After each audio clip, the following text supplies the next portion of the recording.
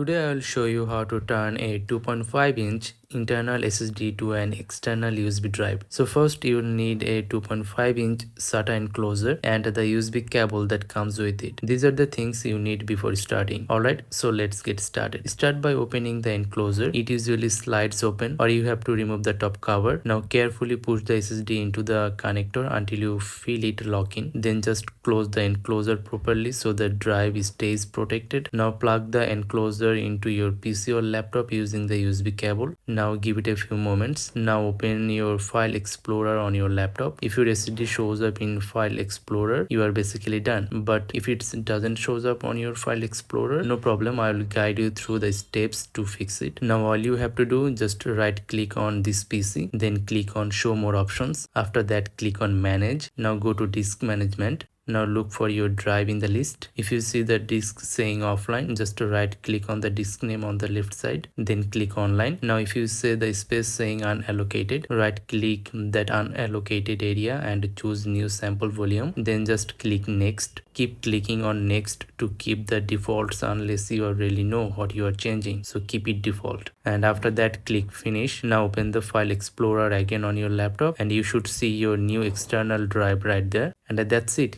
Your internal SSD or hard drive is now an external drive. If you got stuck anywhere, feel free to ask me in the comments, and if this video helped you, please give it a thumbs up and subscribe for more easy tutorials like this one, and thanks for watching.